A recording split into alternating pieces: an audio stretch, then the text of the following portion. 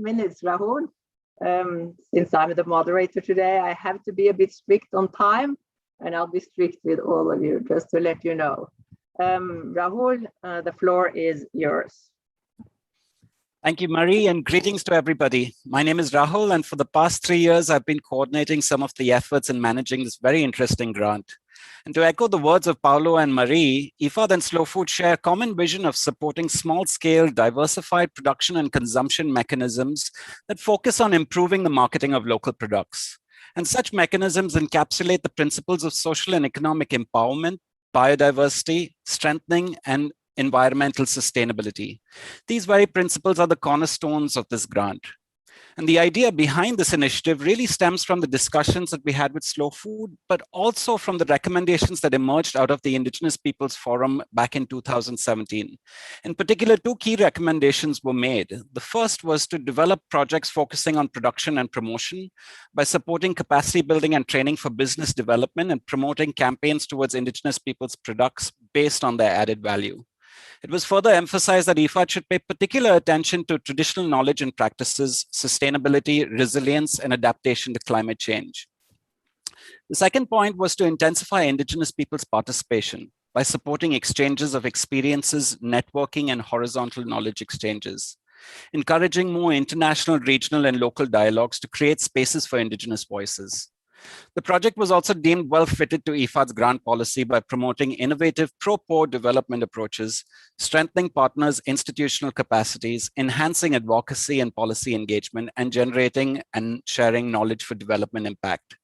So against that backdrop, allow me to give you a deeper understanding of what the project set out to achieve. Well, we know the overarching goal of the project is to empower Indigenous youth and communities and improve the livelihoods of beneficiaries by protecting and promoting their food heritage and upholding the sustainability and resilience of their practice. But the project targeted around 500 Indigenous communities in 6 key countries: Kenya, Argentina, Brazil, Colombia, Ecuador, and Mexico. Within these communities, 300 young people were directly targeted to reap the benefits of its intervention. The outreach of the project was expected to indirectly reach a total of 5,000 Indigenous producers. At the very core of the project are 3 interrelated components. The first is to increase the economic value of these food heritage products using Slow Food's Presidia approach. For some of us that may be unfamiliar, the Presidia concept came into fruition following Slow Food's work on cataloging at-risk and endangered products that were slowly leaving diets. The Presidia project served as a holistic value chain approach, encompassing key actors and processes from production to consumption. Now, over the years, the Presidia approach has really proved to be an effective instrument to put agriculture and biodiversity into practice while catering to economic empowerment. Hence, the first component focuses on increasing the economic value of these products that are at risk. A total of 9 Presidia products were identified, and interestingly, within this component, as Marie pointed out, the project also set out to pilot a participatory labeling and certification system for Indigenous products. The second component focused on strengthening institutional capacity of Indigenous Terra Madre network.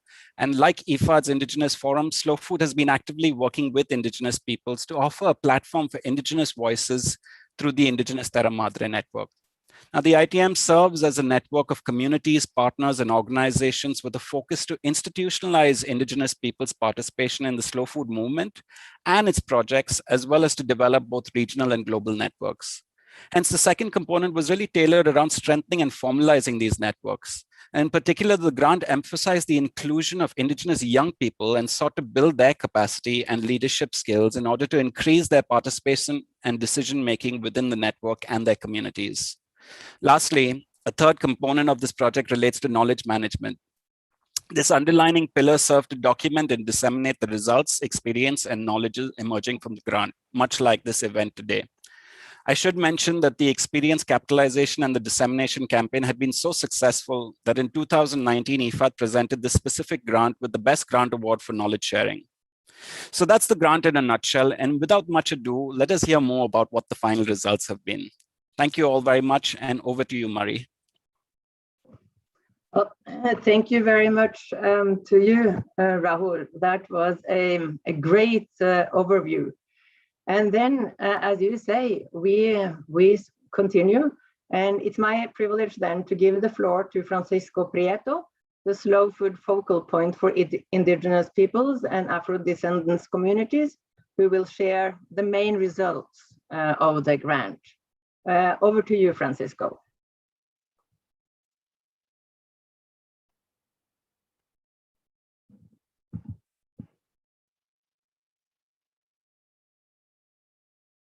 Thank you very much, Ms. Haga, and thank you very much to all of you for being here today. I think I was speaking without my microphone. Can you see now my presentation? Yes, thank you. So I will give a short general overview of the main achievements of this project. And let me start first by explaining the interaction between project components, because that interaction is the way that slow food works.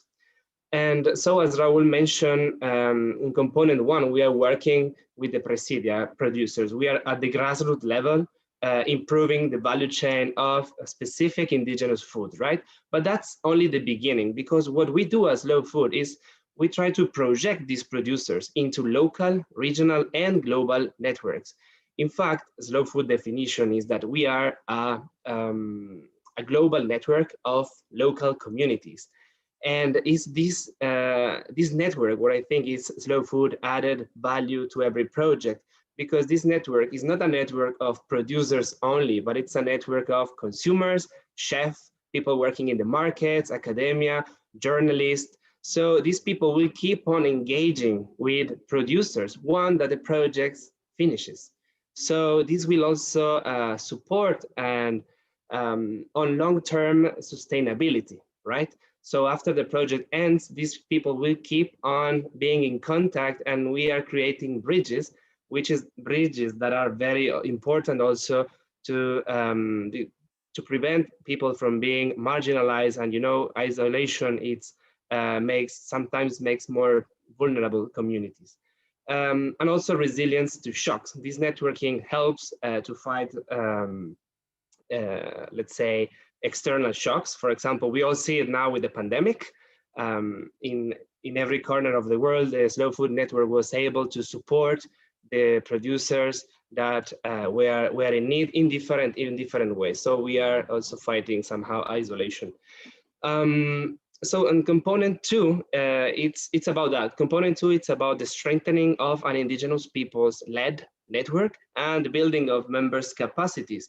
By inviting producers to participate at international events, we are also boosting people's pride and also self-esteem. We need to remember that these people are biodiversity guardians. These are the people who are protecting the earth, right? And in these events, they are also able to exchange with other producers, and we deliver trainings that are done with a bottom-up approach, including experts, but mainly peer-to-peer trainings, which we think are more efficient. And so that's how these two components work. And while these two components are working, the knowledge management component is active, because it's keep on receiving information, analyzing it, systematizing it, and disseminating it into the other components. For example, disseminating this information in the events into which we invite producers. So that's how this circle works. So let me give you now the general overview of the main achievements. We can say that more than 1,000 indigenous producers, half of which women, improve their value chain and their livelihood. And out of which 427 youth were involved in key roles. It's not that they were just involved, but they were involved in key roles running their enterprises and the Presidia projects. So we were working in Argentina with the Gran Chaco wild fruits, with the Wichi wild honey, in Brazil with the Satarema guarana and Kiriri manioc fleur, in Colombia and Ecuador with the Providencia and Esmeraldas blue and black crab, in Mexico with Sierra Norte native bee honeys, which unfortunately got suspended, in Mexico also with the Oaxaca Mixteca agave, in Kenya with the Ogiek honey and the red Maasai sheep.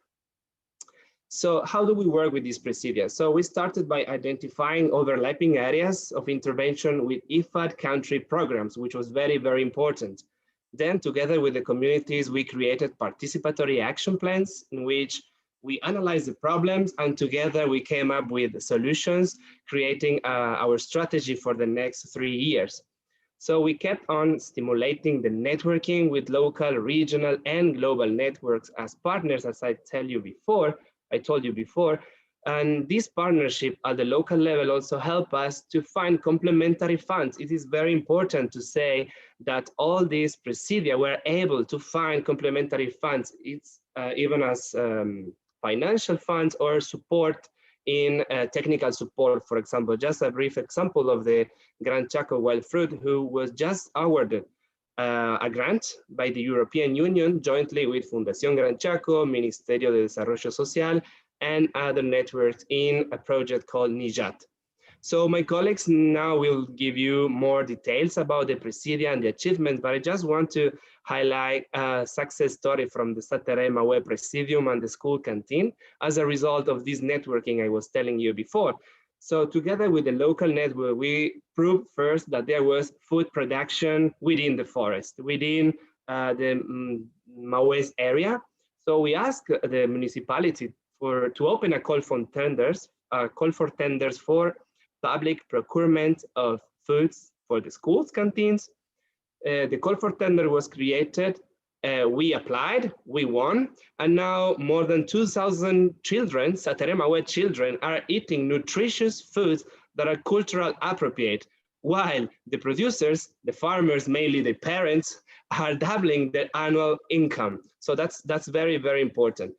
So next slide is about the participatory guarantee system that we were able to create. It was tested in Oaxaca, Mixteca Agave Presidium in Mexico, and in Kenya with the Ogiek honey. So we created a certification model for indigenous people's products, guaranteeing quality to consumers and access to better markets. We wanted to create a model that was affordable and simple to use, managed by communities and easy to adapt and scale up and scale out. So regarding the component 2, the strengthening of the Indigenous Terra Madre network, more than 120 communities were created, and now we are present in 86 countries. An advisory board at the global level was composed with the majority of women, and also youth are involved in that advisory board. A lot of roadmaps at the country, regional, and global level. So now the network knows where you want to go. And we are in partnership, active partnership with more than 20 international organizations. So again, in component 2 regarding the capacity building activities, we can say that we were able to train almost 500 indigenous youth to promote and protect their food heritage. And these youth were empowered in their leadership skills. And it is very, very important to tell that these programs, again, were defined by indigenous youth themselves. And many of these training were held in plus than 20 international ITM events created, which were able to engage with more than 2,000 participants. It is very important to let you know that 5 of these international events were organized by indigenous youth women, which is very, very important. And these events for us have multiple goals. It's not the event itself the goal, but it's a tool through which achieve other things. These are tools, events are tools to raise awareness at the global and local level where the events are held, but also spaces for training participants, spaces to debate with local actors, and also spaces in which we can strengthen relationships, once again, between consumers and producers. We need someone to buy these foods. We need someone also to make people know that these foods are available, right? And events were also very important to find complementary funds too. So as I finish my presentation within 9 minutes, Ms. Chair, and I just wanted to share with you this as knowledge management and communication effort that was done during the 3 years. And I forgot to mention in the opening to say hi and greetings to House of Tonic. Today, Marie, we have people who from House of Tonic, that's a surprise for IFAD, who are doing the drawing of the script of what we are debating today. So at the end of our meeting, we will have a beautiful drawing. Thank you very much. Thank you very much, Francisco. That was truly informative and as well as truly impressive, I must say. So thank you so much for sharing the results. All right, we move on, and now we will share a video. The video of Indigenous Terra Madre event in Africa. Let's hope technology works. To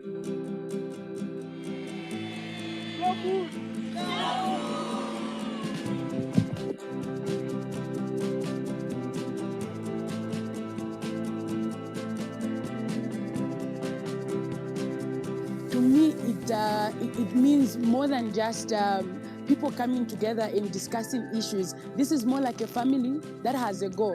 We were taught to say there's a difference between a team and a group, and I feel Slow Food is a team because we're all advocating or working towards one common goal. The workshop has really impacted so much on me. Now I have the capacity to run an advocacy campaign. Now I have the capacity to sit down and draft a pitch. Now I have the capacity to do so much at my grassroots level. We had the knowledge, but we didn't know how to transform it to be like a real project or to be a real thing.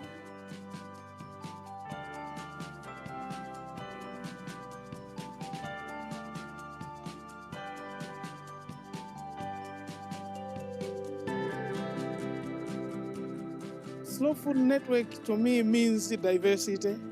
To me means embracing each other.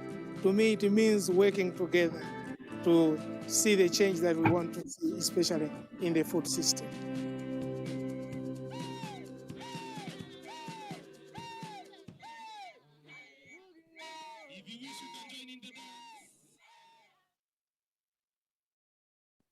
Wow, thank you for sharing that as well.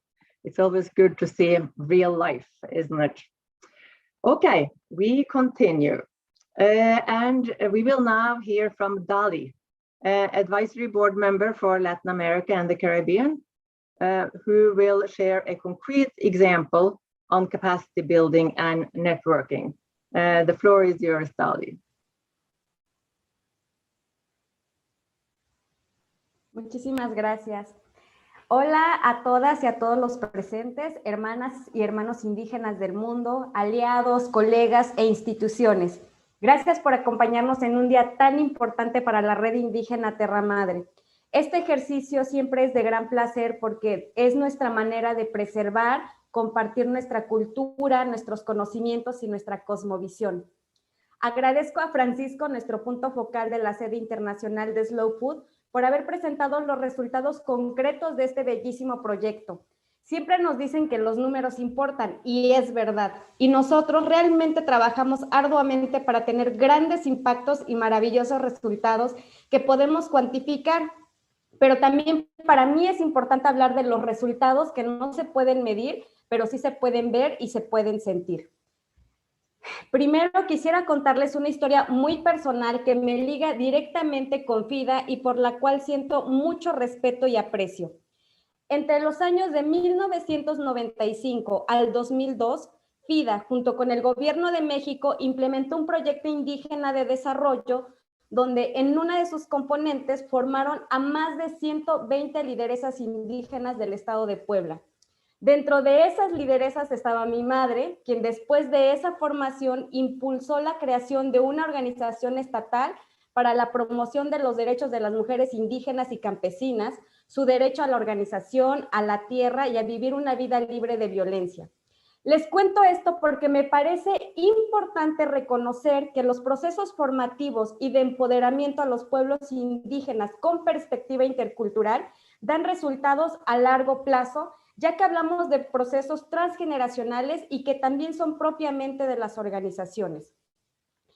Hoy me toca a mí, como segunda generación, compartir este nuevo caminar junto con FIDA y ahora en alianza con Slow Food en temas relacionados con seguridad alimentaria, pueblos indígenas y jóvenes.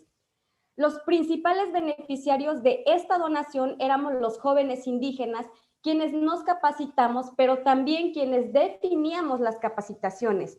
De hecho, los eventos Terra Madre Indígena realizados por regiones, para nosotros, las y los organizadores, ha sido uno de los más bellos desafíos de este proyecto, porque significó pensar en un evento desde nuestra propia mirada, desde el diseño de las metodologías de capacitación, la generación e intercambio de conocimientos, búsqueda de recursos complementarios, pensar en los alimentos que compartiríamos y degustaríamos, las visitas de campo, el hospedaje, los traslados y los documentos políticos finales, etcétera.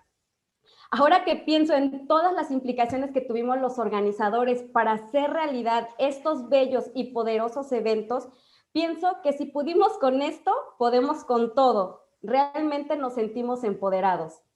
También es importante destacar que en la recta final del proyecto vimos la llegada de la pandemia, que para todos nosotros ha significado un desafío y un repensar nuestras formas de vida.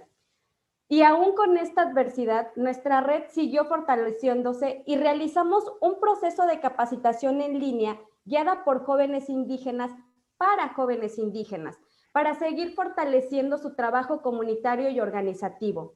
También logramos mantener involucradas a las mujeres jóvenes indígenas durante nuestro proceso formativo y ahora varias de ellas participan de manera activa en foros nacionales e internacionales compartiendo sus saberes y experiencias. También siguiendo su formación de liderazgos en escuelas globales como las de liderazgo de mujeres indígenas.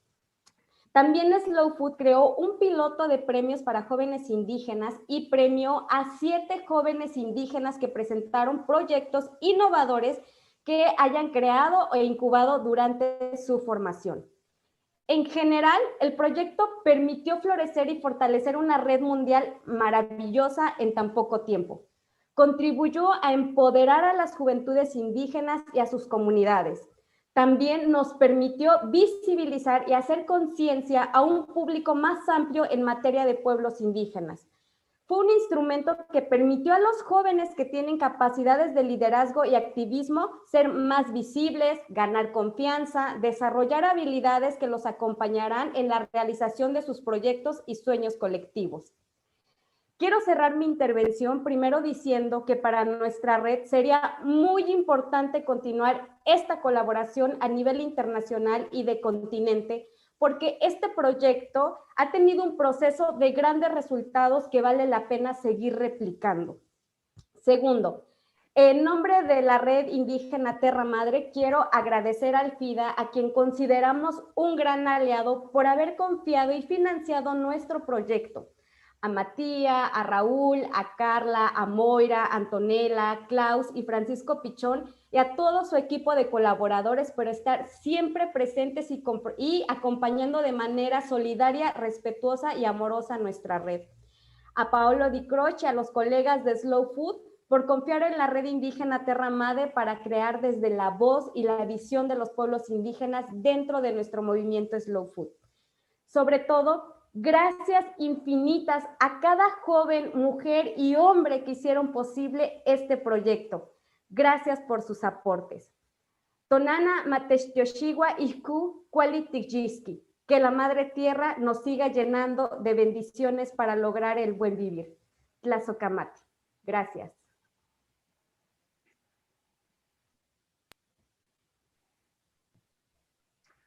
Thank you so much, Dali, for that lovely presentation and making the project concrete for us.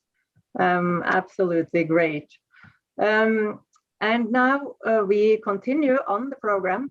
We would now like to invite Klaus Reiner. He is one of IFAD's country directors in the Latin America region.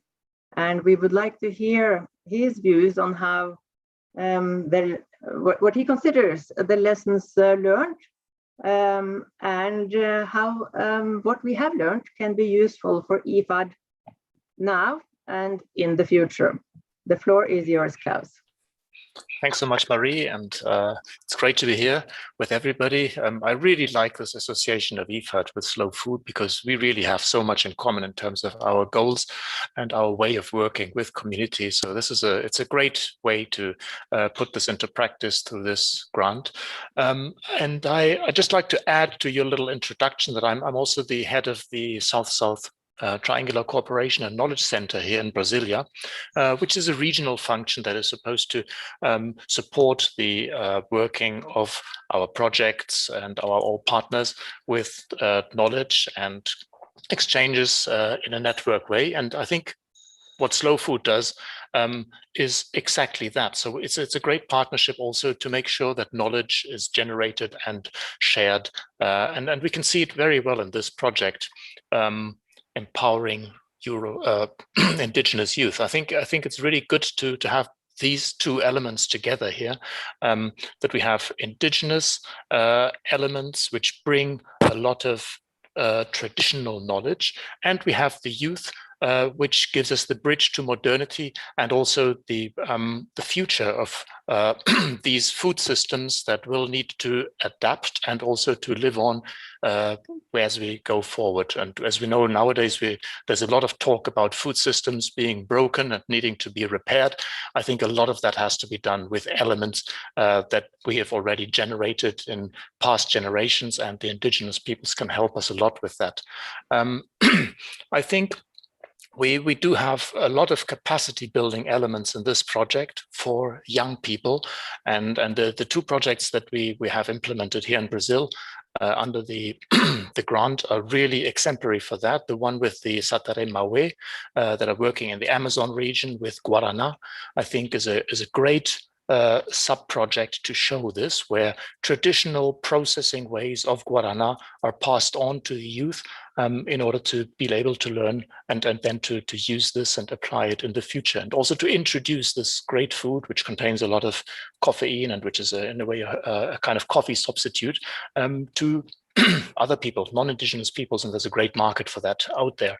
At the same time, this link to food production in the Amazon region was also explored. And I think part of the success story that Francisco mentioned was really not only the selling of the food to the schools and the school feeding program, but also the introduction of agroecology and agroforestry systems, so a more sustainable production of this food and the whole integrated way, which is really what we also like to do in the IFAD projects. And I think it'll help us a lot in future projects which IFAD hopes to do in the Amazon. We at the same time have a strong link to the traditional food systems, to traditional knowledge, and there's the other project in Brazil, which is working with the Kiriri tribe in Bahia, where it was seen that this linkage of traditional systems to youth is not easy at all. It was planned to have a program that was working only with youth in these communities and to train them in the processing of cassava. And there was a kind of rebellion from the traditional leaders and from the elders who didn't want to just have a project that was working with the youth. They wanted to be included, and I think rightly so. So the project needed to be adjusted in order to integrate also the adults and other members of the community in order to be working with the youth. And I think that's a big lesson learned from that one, that we cannot just think that we will be working with the youth now. We have to make sure that they are included, and they may be the main people who are being trained, but where does this knowledge come from? So it's really important, I think, as a lesson from this project. And I think also the linkages to IFAD supported regular projects. We had a fantastic partnership in Bahia with the Pro Semiárido project, which then also went into a direct partnership with Slow Food as a result of this. So I think we do have a lot of upscaling right there. And we hope that this will also give fruit to many more partnerships in the future. And then last but not least, I'd like to talk a little bit about innovation. I think there's a lot of innovation that comes out of this, and that's probably also thanks to the inclusion of many young people in this project that come with many ideas. A great initiative in the beginning of it was the eco-gastronomy initiative, which brought together these youth and other youth from IFAD-supported projects and chefs from good established restaurants in Brazil, and really introduced ingredients from indigenous communities to their cookings and styles, and a lot of recipes were generated, very good events, and I think very good publications also produced. And this really is the kind of knowledge sharing that we want to promote, which brings people together, gets new products on the table, and allows people to then talk about this and eat it together. And that also then gave way to a great knowledge sharing event, the Terra Madre Brasil, which we held, which we supported Slow Food in holding last year, which unfortunately because of the pandemic had to be done in a remote way. But I think it was really good. It brought so many people together, not only from Brazil, and had a great exchange on these lessons learned and the fruits also of this collaboration. So I think really successful, and I hope we'll be able to have many more of these partnerships in the future in many countries. Thanks. Thanks a lot, Klaus, for that very encouraging intervention. Great. All right. You know, we have more speakers and we have more videos that we want to show you, but it would be great to take a couple of questions if there are some. I'll ask you to raise your hands and I'll see if I can see you, or maybe Mattia or others can help me with that. But we could take a couple of questions. We don't have time for many, but if there are any, we can do that. You can also put questions in the chat. Huh? And we promise to answer them, if not now, certainly later. I'm not going to give you too much time because we don't have that much time available. And as of now, Mattia, can you help me? I don't see any hands. Yes, we can keep going for now. Then we will see okay. whether we get. Then we'll see how much time we have at the end, maybe for some questions. But listen, ladies and gentlemen, please just put your questions in the chat. And now we see one here. Will there be a second? What did it say? Will there be a second phase to the project? Who wants to answer that? Mattia, do you want to answer that? I think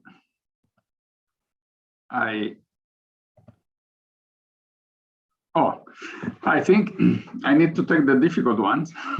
Yes, you do. That's your job today. Well, you know, in order to have a second phase project, we need to have results and achievements. In this case, we have results and achievements, and that's why we are here to share them.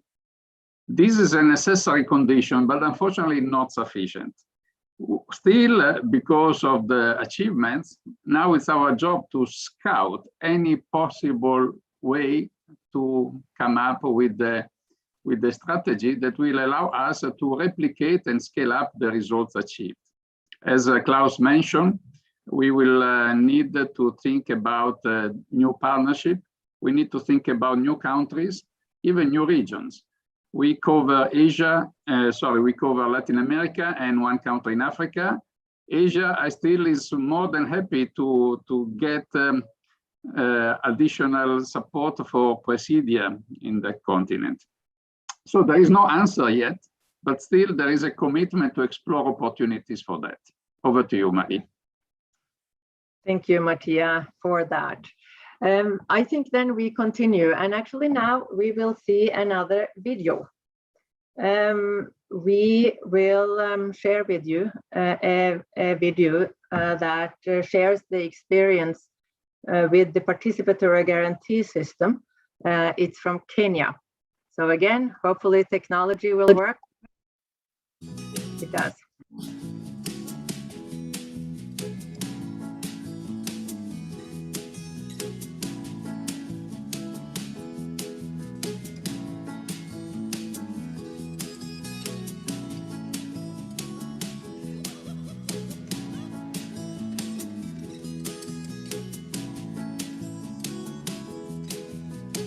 PGS inasaidia sana, especially upande wa soko. Tunapenda kuwa ijulikane asali ya Ogiek ni pure na inaweza hata uzwa nchi zingine za mbali.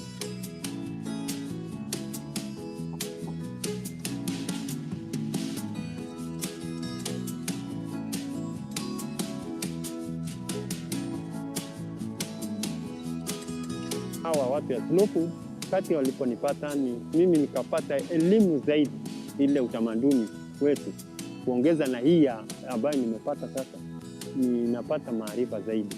Tulikuwa tunakula lakini saa hii tumepata mingi hata zaidi ya kuuzia wengine. PGS wakati ilipoanzishwa ninaona ina mabadiliko kwa yale ambao tulikuwa pengine hatuzingatii, itatusaidia tuzingatie, na pale pengine kulikuwa na uregevu itatusaidia ili kusudi tuboreshe asali yetu hii.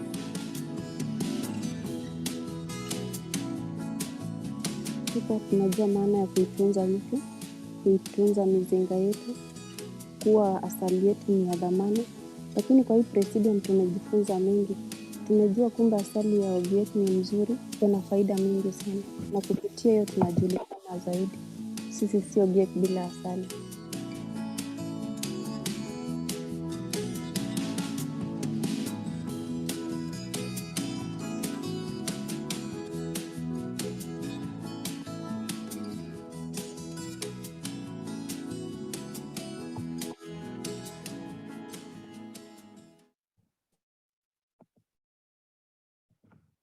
Thank you also for that. And we'll continue on the same topic. Now I have the pleasure to give the floor to Tulia Ayasi, who will share the case studies on the Slow Food Presidia and Participatory Guarantee System. The floor is yours, Tulia.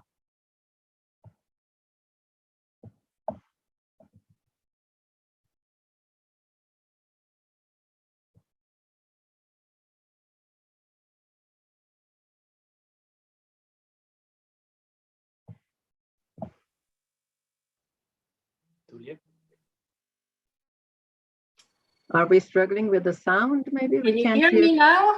Now we can hear you. Perfect. Excellent. So thank you so much. Hello to everybody. It's an honor to be here and to present the key findings and results of the case studies that assessed the Presidia and the PGS supported through the IFAD grant. So a very brief word on the presentation and the methodology of the case studies. The presentation draws on the evidence that emerged from the field visits to Mexico and to Kenya, interviews with participants in the project in other countries, and from the slow food monitoring system indicators that were measured at the launch of the project in 2018 and the T0, and then again in August 2020, the so-called T1. The case studies were carried out according to internationally accepted standards of evaluation, tools, and methodology, also in terms of independence, and were carried out by a professional evaluator. So, as we have heard earlier from Rahul, what a slow food presidium is a value chain, typically a short and local value chain that protects and strengthens the biological and cultural diversity of a product or of a process.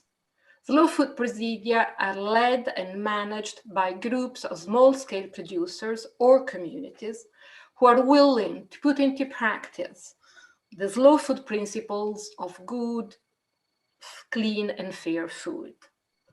All slow food presidia are based on the 3 pillars of socio-cultural, environmental, and economic sustainability, and develop their own and unique production protocol.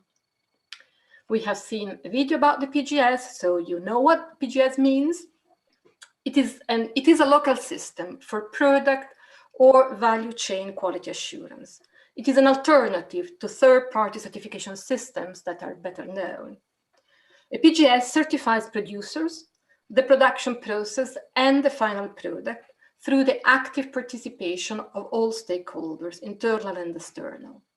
It builds on foundations of trust and social networks by exchanging technical knowledge, adopting an inclusive approach, and by assuming individual and group accountability.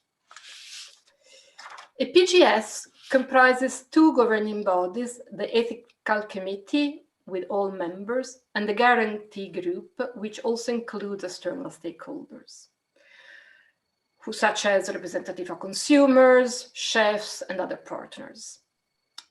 All together, develop a checklist that addresses the key steps and features of the production protocol of the Presidium. Once or twice per year, the Guarantee Group carries out visits to randomly selected participants to verify the compliance with the protocol rules and regulations.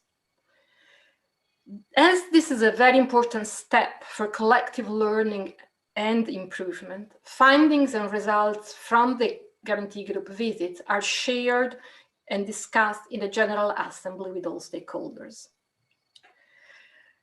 Once the capacity development phase for a PGS is completed, the main input in the PGS is the time of stakeholders and participants, which is typically provided free of charge. The only live costs of the system are the expenses for food, lodgings, and transport for the members of the Guarantee Group who during the field visits. And over time, these costs should be covered by the expected additional income generated by the PGS itself. So let's look at the results of the grant. In all Presidia, through the extensive capacity building that was already mentioned, technical and managerial skills and competencies of Presidia members were expanded, diversified, and strengthened. Food security also improved in many Presidia, including the two with the PGS, through direct increase in production or indirectly through an increase in market prices. But most important, food safety improved in all Presidia, thanks to a strong focus during training on hygiene and quality improvement along the entire production process, from harvesting to marketing. Equipment was also provided through the grant for this purpose. Regarding biodiversity and environmental sustainability, by definition, all slow food Presidia rank very high in this respect. And this was confirmed for all Presidia in the project through the values at T0 and T1 for several detailed monitoring indicators. And finally, institutional sustainability was high for virtually all Presidia since their establishment. Within the economic sustainability pillar, the indicator that performed best was market prices. Gosh, I'm lost. Now here I am. Between 2018 and 2020, market prices doubled for three products: the Gran Chaco carob, the Huichi honey in Argentina, and the Oaxaca Mixteca maguey or agave in Mexico, one with the PGS. Prices increased by 50% for the Brazil Kiri Reef manioc flour and by 10% for the Kenya Ogiek honey, which is also a PGS Presidium. Market diversification also showed improvement in the two Presidia with the PGS and for the Brazil Kiri manioc flour. In this regard, we have to take in consideration that the T1 was measured in the middle of the COVID-19 pandemic mobility restrictions. So we can easily assume that this, in other circumstances and in future, this indicator should perform better. A third indicator within economic sustainability that performed well across many Presidia was relationship with consumers. This happened thanks to the introduction of slow food narrative labels and the organization of farmers markets, fairs, collective buying groups, and the engagement with the Slow Food Chefs Network. It is also important to note that the two Presidia with the PGS showed better performance than others regarding the increase in the volume of production, in product diversification, and in the development of new business channels. We have heard how important youth empowerment was for this grant. In fact, there is solid evidence that the Presidia and the PGS models are attractive for youth and Indigenous youth, who often have the technical and managerial skills and competencies that are necessary to the Presidia and PGS management. For example, understanding consumers' preferences, understanding the importance of high product quality and safety, and the development of appropriate marketing strategies. The youth participation indicator doubled across all Presidia between T0 and T1, and youth leaders emerged in several Presidia. IFAD and Slow Food are also seriously committed to gender equality and women's empowerment. And the grant made serious efforts to include and engage with women, in particular young Indigenous women. This led to good results overall, as we have heard, in terms of number of participants, and to the empowerment of some of them. But it was not as successful in terms of improving women's access to leadership positions and engagement in roles that were perceived as more complex, for example, in the PGS governance. There was a confirmation of this also through the monitoring system indicator.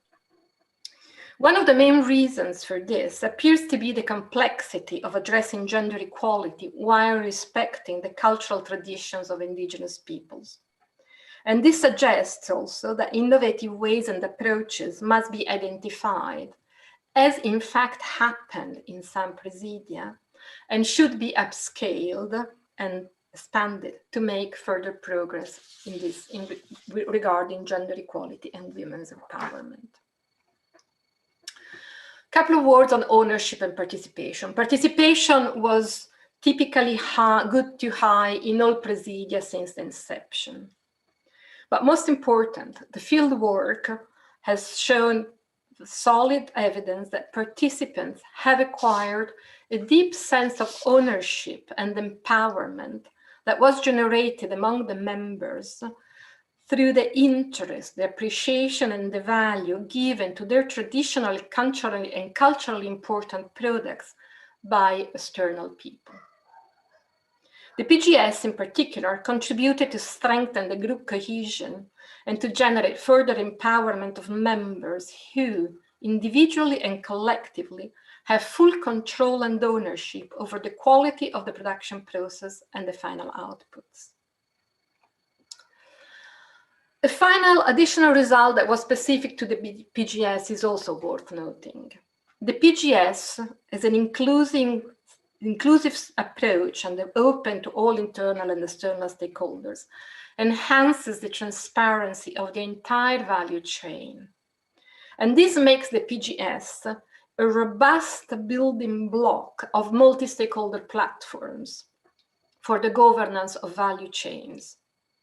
And these platforms, as IFAD colleagues know very well, are the key factors in the success and sustainability of pro-poor value chains.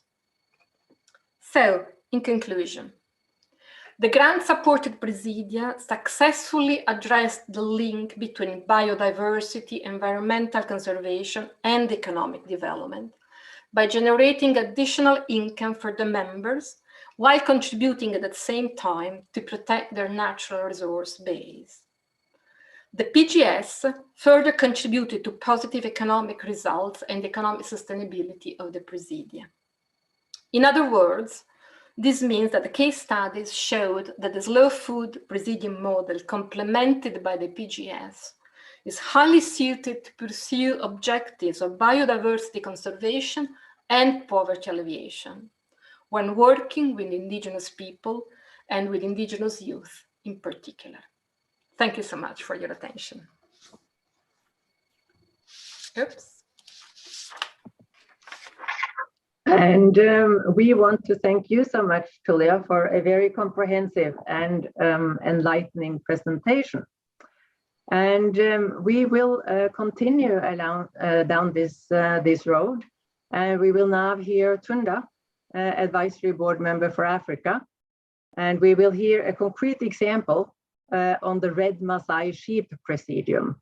The floor is yours, Tunda.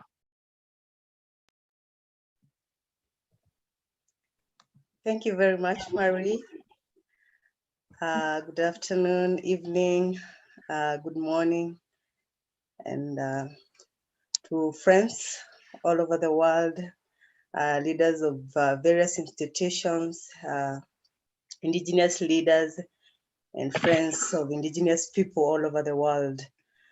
It's good to be here today, and as there is a saying that says charity begins at home, allow me to start by thanking my friends from Slow Food Kenya offices, and also my good friend Francisco and his team for the technical support that they've provided, and in making sure that this project of the Red Maasai sheep is a success, and also for enabling us to be here today.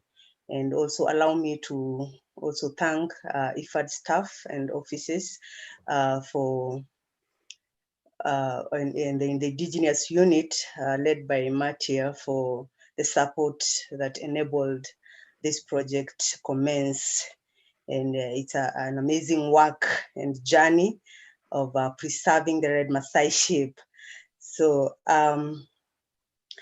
as most probably we all know that the animals are close to the Maasai heart, and my community prides in animal husbandry, and it's a symbol of wealth and a source of pride for my people, and they are very useful for our rituals, and basically they are us and we are them. You know, we are not Maasais without the Red Maasai sheep, without our cattle.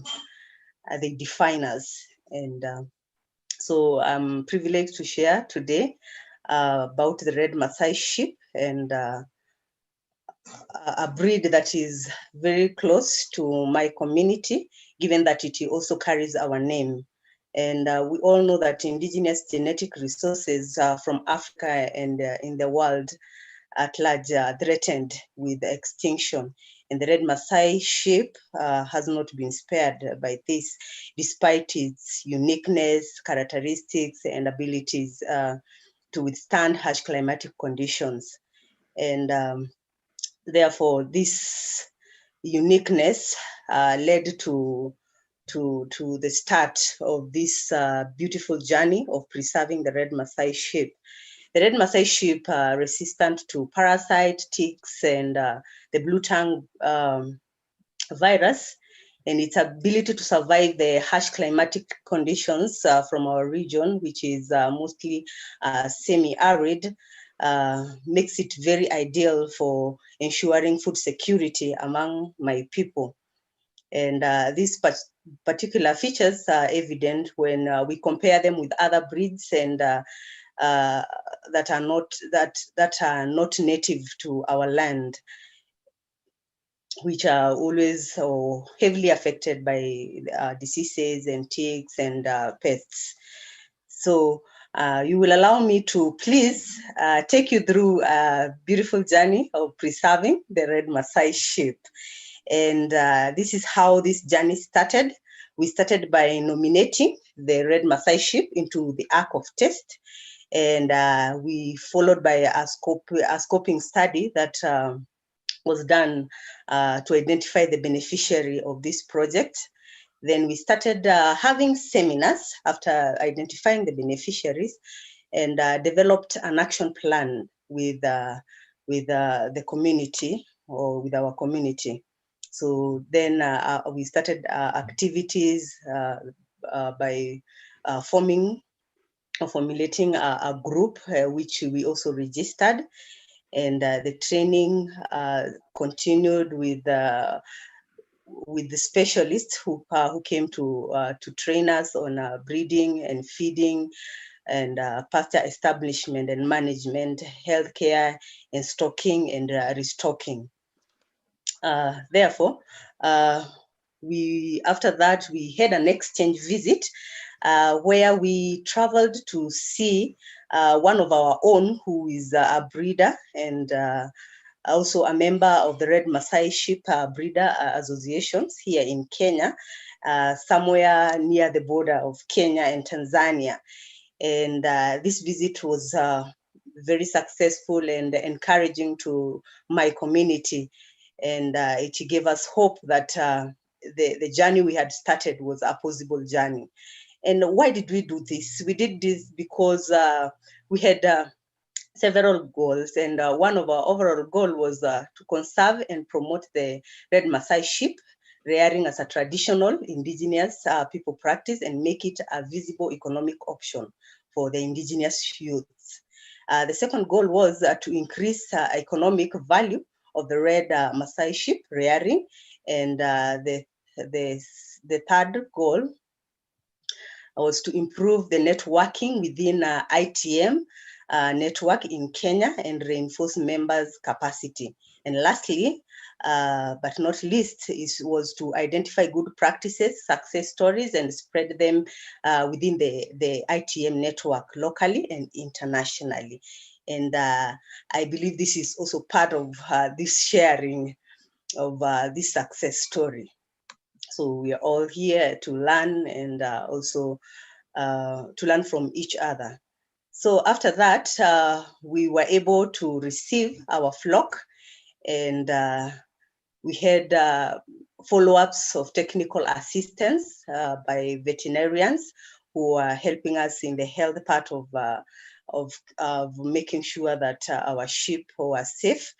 And we also went ahead and developed a Presidium protocol, which is a Presidium protocol is a set of guidelines drawn by the Slow Food Foundation for biodiversity in collaboration with experts, and in this case, the Maasai producers, experts, then the producers, and in this case, we are talking about ourselves, the Maasais, and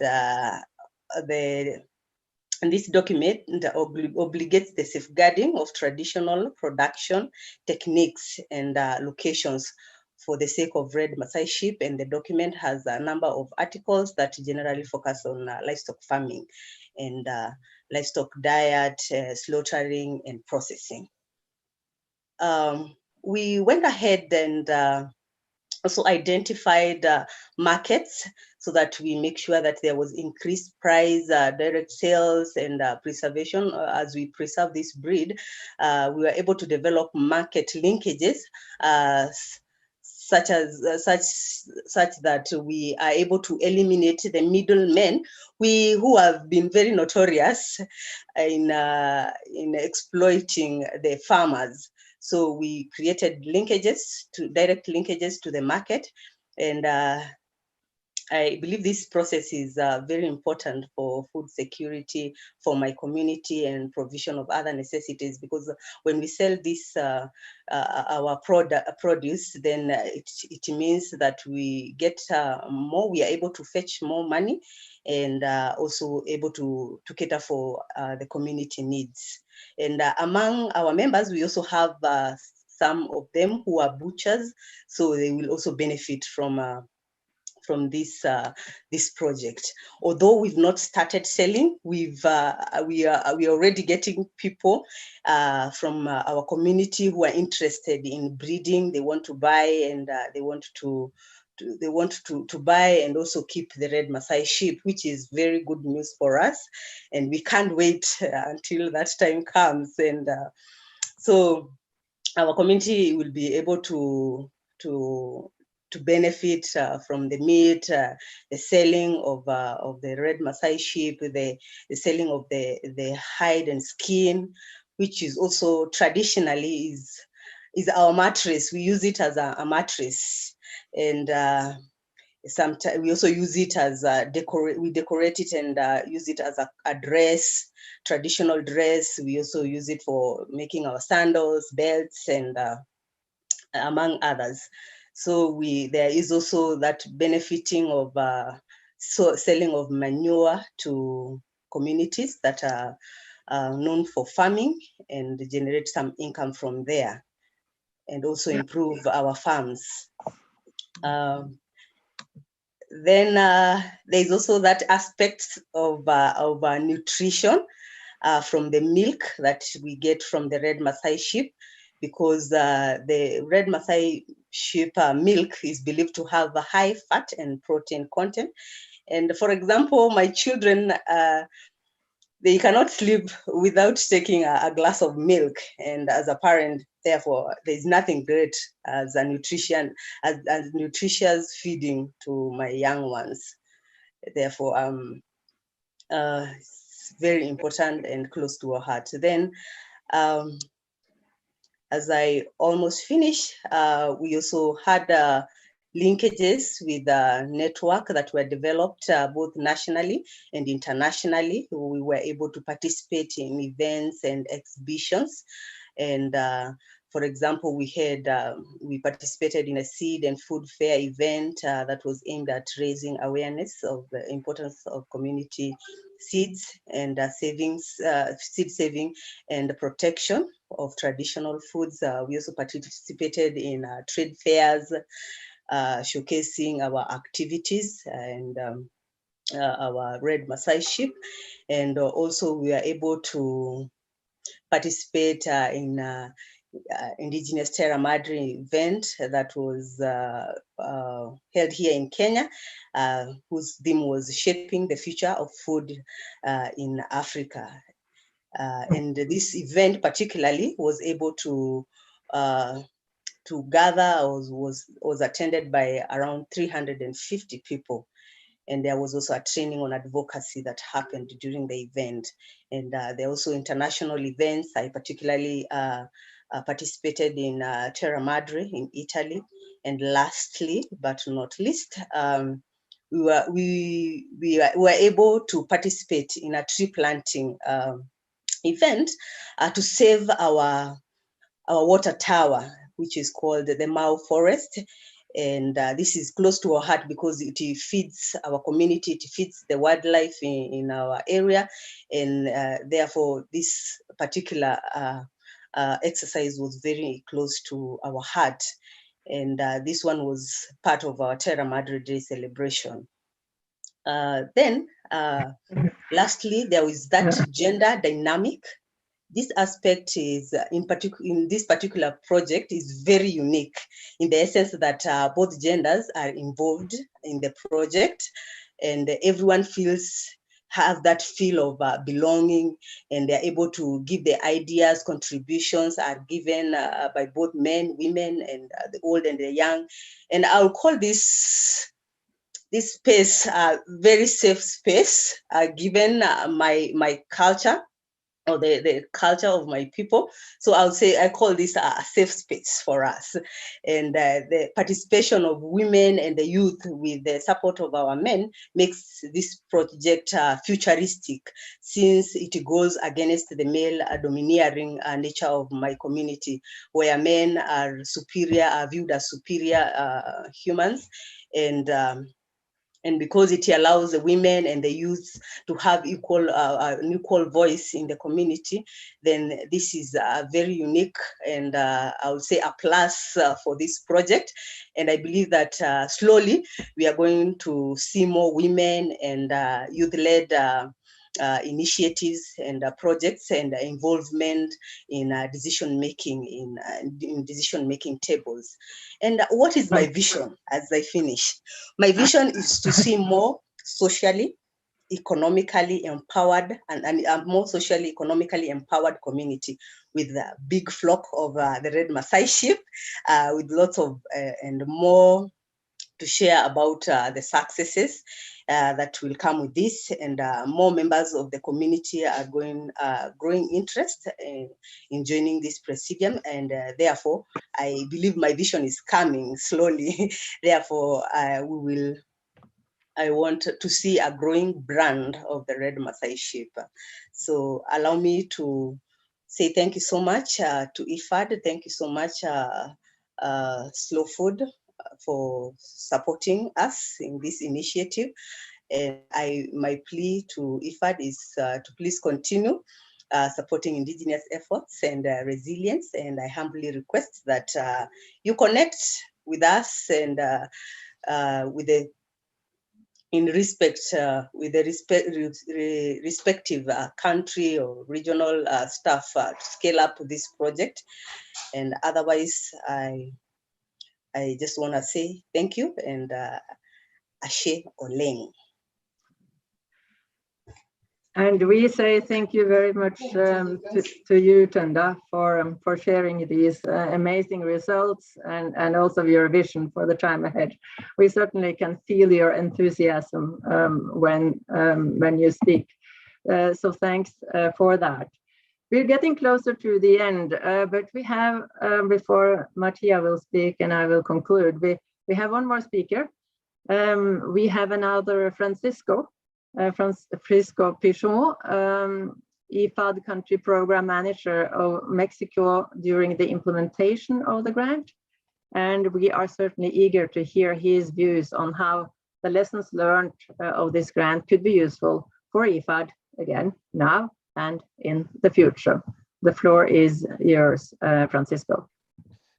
Thank you, Marie, and everybody. And it's a pleasure to participate in this event. And what else can be said after all of these interesting presentations? And let me say that part of the answer to the question of whether it will be a second phase of the grant really is a question for many country directors and country teams in terms of how well we can leverage the innovative methodologies that are developed through programs such as the Indigenous Terra Madre into our lending portfolio, where IFAD basically deploy most of its resources, and also in our collaboration with the government of Mexico.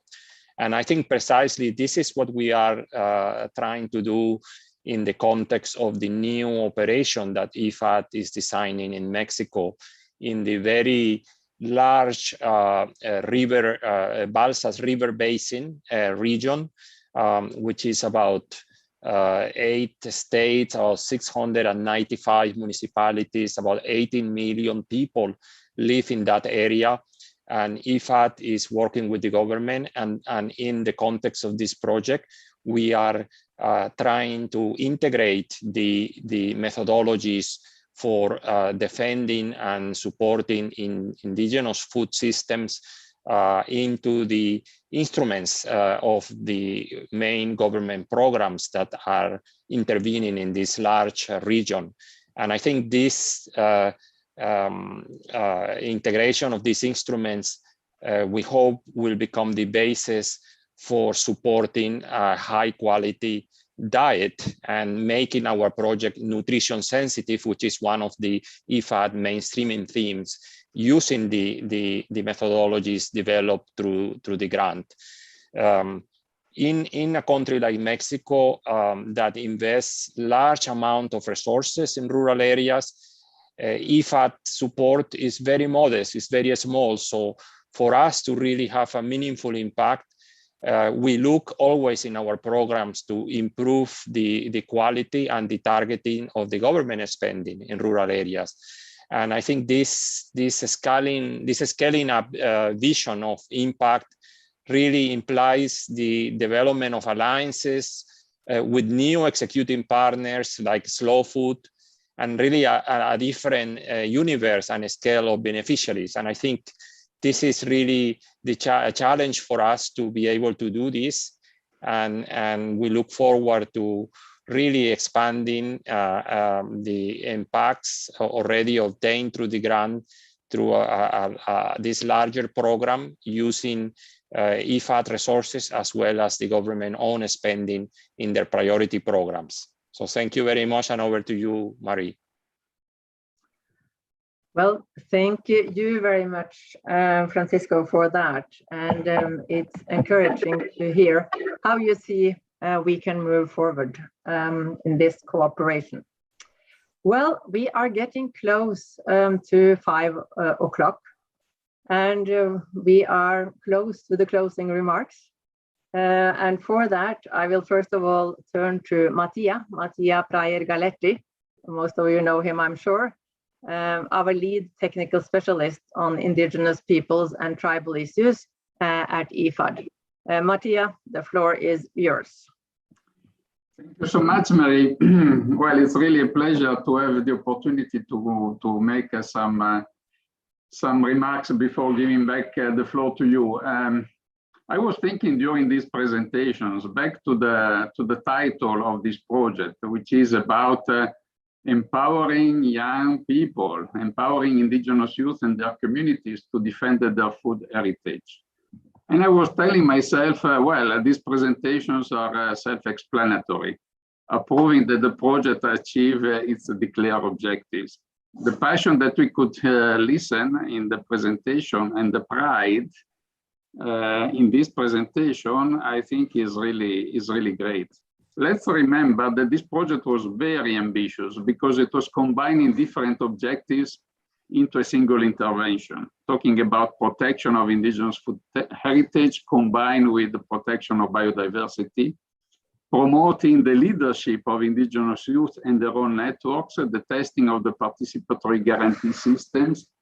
I mean, these are really ambitious objectives. And the fact that after 3 years, we are here to see also visually the achievements and the impact of this project is really something very, very special.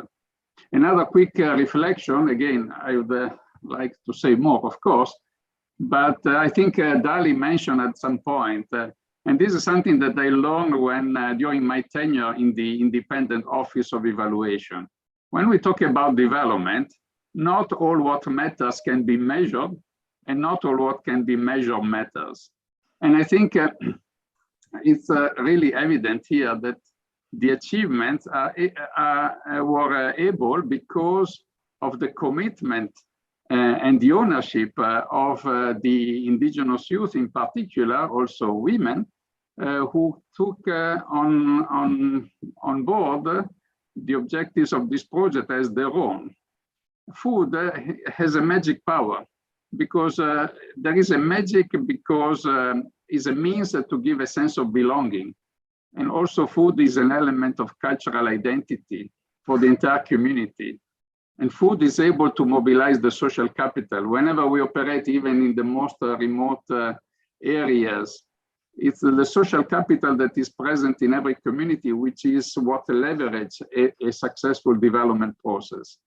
I think it's, I mean, as far as IFAD is concerned, just the thought, and I'm talking on behalf of my colleagues, you listen to Francisco and Klaus, these are the colleagues who can make the difference by incorporating the achievements of this grant into their own regular activities. This is, by the way, the best way to scale up intervention. And here I acknowledge the questions. We didn't have time for question and answer, but I think Liliana and Paolo made a similar question, how we can replicate. And here again is a commitment that we want to take on our shoulders.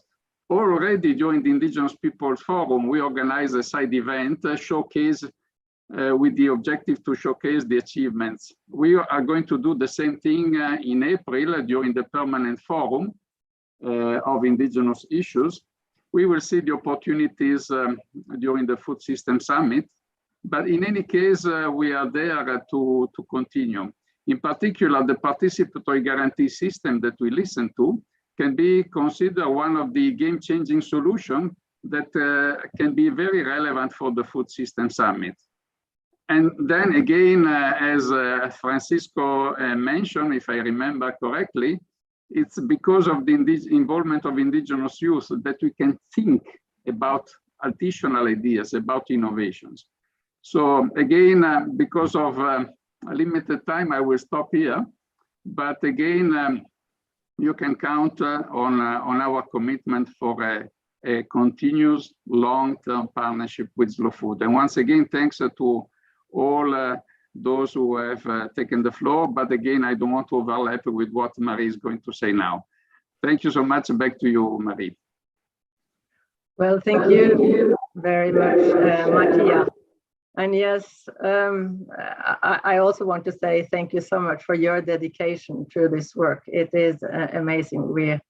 we are actually proud of what we achieve in IFAD in this area, and you are very important in connecting the dots for us. But yes, I will officially wrap up this event. It would be good if instead of seeing only me and Mattia, it would be great if we also could see this wonderful drawing that has been made during the meeting. That is just so impressive. So there we are. I think really that should be on the screen while I say a few words to wrap up.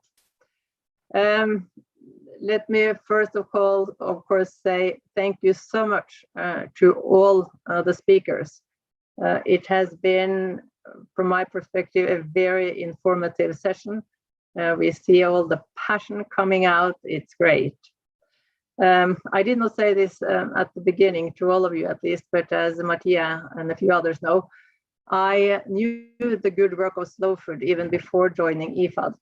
So you can imagine how I was interested in this event and why I am extremely pleased to hear these impressive achievements. But first of all, it's important for all the people that you have reached through this project. So the question is, of course, that all of us ask, what is next? And Mattia has touched upon that a bit. Let me share with you 3 concrete ideas. First, we are committed to take these results to the Food System Summit. And we should do it with the voices of the indigenous youth directly involved in their implementation, as we did today. I do believe the Food System Summit will be an important event, and it's awfully important that the voices of indigenous people, and particularly indigenous youth, is being heard. Second, we need to explore ways and means to scale up these results, as has been said from other IFAD colleagues. This can be done in the context of IFAD's regular country programs, and also, of course, by seeking new partnerships and new funding. Our dedication should not be questioned. Thirdly, we want to continue our partnership with Slow Food. We have so many values in common. Our missions overlaps, I think you can say, especially with regard to the work with indigenous peoples, but not only that. Slow Food is and will continue to be, if you want to be, a strategic partner to IFAD. So with that, I wish you all the best and thank you for attending this conversation. And again, thank you so much to everybody that has contributed. Thank you and have a good evening. Thank you.